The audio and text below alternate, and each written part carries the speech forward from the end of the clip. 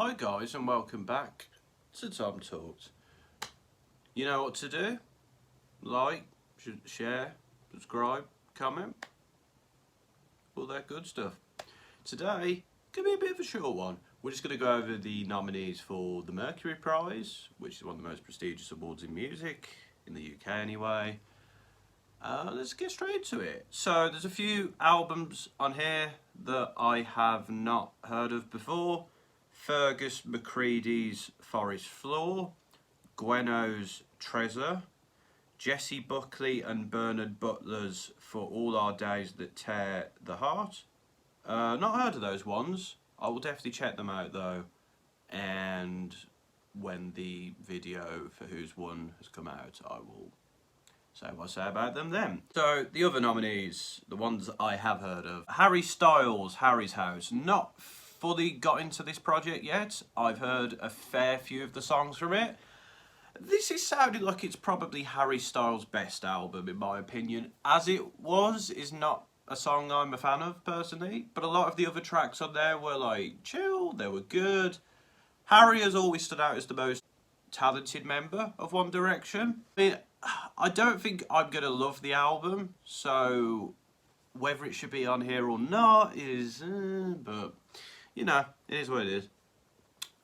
Joy Crooks with her album Skin, a very solid soul record. Joy Crooks is very talented, has a great voice, had some great tracks on that album like Feet Don't Fail Me Now, the title track of course. It was a pretty good record and yeah, I'd say it deserves to be on here. Koji Radical, Reason to Smile. That's probably been one of the best records I've heard this year so far. Probably one of the best UK rap records I've heard in quite a while actually. We're getting some really good records from the UK rap scene at the moment. This is one of them.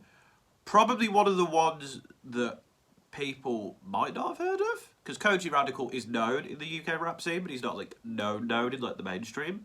But it's a fantastic record. I haven't had time to review it. I may do like a small talk on it at some point because it's a really good record. But for now, I'll say it very much deserves to be here. It's probably one of the ones I'd like to see win, and it's a fantastic record. Little Sims, Sometimes I Might Be Introvert. Again, another quality UK rap release. Little Sims is amazingly talented. This record was great. I think I enjoyed it a little bit more than Grey Area. Both are great records though, so, you know, not to the detriment of Grey Area. But there was, I mean, Introvert, Woman. I could be here all day naming all the fantastic tracks from this album. Again, probably one of my favourites to win. Fantastic stuff. Nova Twins with Supernova. I've not listened to this record. I do know the Nova Twins though. They've done a few tracks I've liked. They also collaborated with Bring Me the Horizon, which is how I think I heard about them first. That was on Bring Me's last EP, I think. Came out towards the end of 2020, I believe. But yeah, no, cool to see them here, you know, bit of alternative rock. Sam Fender, 17 Going Under. Not listened to the album yet. I imagine I will enjoy it.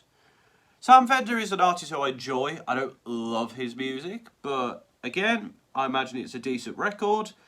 Self-Esteem, Prioritise Pleasure. I'm happy to see Self-Esteem here. Prioritise Pleasure, very good record.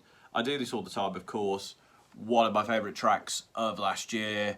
Very deep and thought out track, and the album has lots of other great tracks on it like Prioritise Pleasure, the title track, and many others.